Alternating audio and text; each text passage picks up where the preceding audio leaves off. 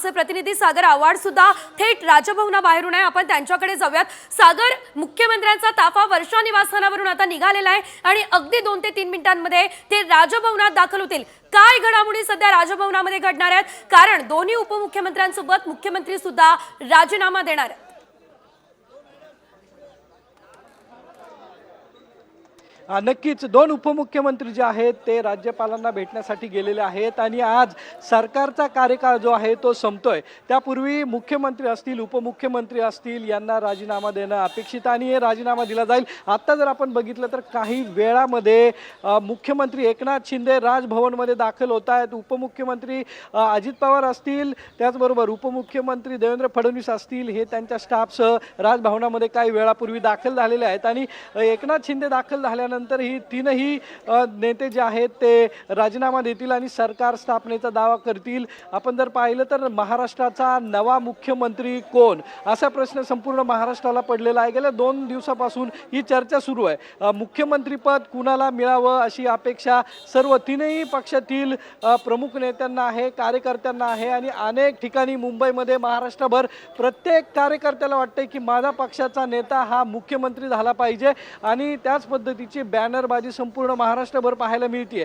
नेमका आता या तीनही चेहऱ्यापैकी नेमका मुख्यमंत्री पदाचा चेहरा कोण किंवा हे तीनही चेहरे सोडून वेगळाही चेहरा असण्याची शक्यता वर्तवण्यात येते। एकनाथ शिंदे आता राजभवनावरती दाखल होत आहेत। नेमकं कुणाच्या नावाला पसंती दिली जाते हे पाहणं महत्त्वाचं ठरणार आहे। आपण जर पाहिलं तर या तीनही नेत्यांपेक्षा वेगळा चेहरा खरंच दिला जाऊ शकतो का किंवा तिसरा वेगळा चेहरा असू शकतो का, असे अनेक प्रश्न जे आहेत ते आता सुरू झालेले आपल्याला पाहायला मिळतात। कारण की सरकार स्थापन होण्यासाठी 2 ते 3 दिवसाचा अवधी दिलेला होता आणि यामध्ये आज मुख्यमंत्री आणि उपमुख्यमंत्री जे आहेत ते राजीनामे देऊन नवीन सरकार स्थापनेचा दावा जे आहे ते आता करणार आहेत। नेमका यामध्ये नवीन चेहरा आता मुख्यमंत्री पदासाठी कोण असणार आहेत? एकनाथ शिंदे जे आहेत ते आता राजभवनावरती दाखल झालेले आपल्याला पाहायला मिळतात। त्यामुळे एक या आजच्या या घोषणेनंतर काय भूमिका करतात आणि आपण जर बघितलं तर एकनाथ शिंदे, दादा भुसे जे आहेत ते या ठिकाणी दाखल झालेले आपल्याला पाहायला मिळतात। एकनाथ शिंदेबरोबर दादा भुसे आहेत, त्याचबरोबर इतर आमदार जे आहेत तेही आता या ठिकाणी दाखल झालेले आपल्याला पाहायला मिळतात। त्यामुळे राजभवनामध्ये राजीनामा दिल्यानंतर काय सूत्र हलतात हे पाहणं महत्त्वाचं ठरणार आहे। अमित शहा आज निश्चितच सागर, निश्चितच आपण हे दृश्य पाहू शकतोय। एकनाथ शिंदे आता राजभवनात दाखल झालेले आहेत आणि राजीनामा जरी आज एकनाथ शिंदे यांनी दिला तरी सुद्धा राज्याचे काळजीवाहू मुख्यमंत्री म्हणून तेच कामकाज बघणार असल्याचं कळतंय। मात्र या क्षणाची सर्वात मोठी अपडेट आपण जर साम टीव्हीवर बघितली तर एकनाथ शिंदे यांच्यासोबत काही महत्त्वाचे आमदार सुद्धा उपस्थित असल्याची माहिती मिळते। तर त्यामध्ये दादा भुसे हे सुद्धा उपस्थित असल्याचं आपल्याला बघायला मिळतंय। आपले प्रतिनिधी हे स्वतः आपल्यापर्यंत संपूर्ण अपडेट ही सध्याच्या राजकीय घडामोडींसंदर्भातली पाठवताय। मात्र आजचा दिवस खरं तर महायुती सरकारसाठी अतिशय महत्त्वाचा आहे। एकीकडे सत्ता स्थापनेचा दावा केला जाणार आहे तर दुसरीकडे दोन्ही उपमुख्यमंत्री आणि मुख्यमंत्री आपल्या पदाचा राजीनामा देणार आहे आणि त्यासाठी आता राजभवनावरती खरं तर खलबत सुरू झाली असल्याचं आपण या दृश्यांच्या माध्यमातून पाहू शकतोय। एकीकडे आज आपण सकाळीच एकनाथ शिंदे यांचं ट्विट बघितलं होतं। साम टीव्हीने ही बातमी सर्वात आधी तुमच्यापर्यंत पोहोचवली होती आणि या ट्विटमध्ये एकनाथ शिंदे यांनी सर्व कार्यकर्त्यांना वर्षा निवासस्थानी किंवा मुंबईमध्ये कुठल्याही ठिकाणी गर्दी न करण्याचं, मोठ्या प्रमाणात एकत्र न जमण्याचं आवाहन केलेलं होतं। कारण कुठेतरी त्यांना देखील ही भीती आहे की राजीनामा दिल्यानंतर जे आग्रही चेहरे आहेत, ज्यांना एकनाथ शिंदे हेच मुख्यमंत्रीपदी पाहिजे, ते मुंबईमध्ये गर्दी करू शकतात आणि त्या पार्श्वभूमीवरती एकनाथ शिंदे यांनी सर्व कार्यकर्त्यांना, सर्व शिवसैनिकांना आवाहन केलेलं होतं। पुन्हा एकदा जाऊयात थेट राजभवनाबाहेर आमचे प्रतिनिधी सागर आव्हाड आहेत। सागर, सध्याची नेमकी काय अपडेट आहे? काय या ठिकाणी खलबत सध्या सुरू आहेत? मुख्यमंत्र्यांचं स्वागत या ठिकाणी करण्यात आलेलं आहे।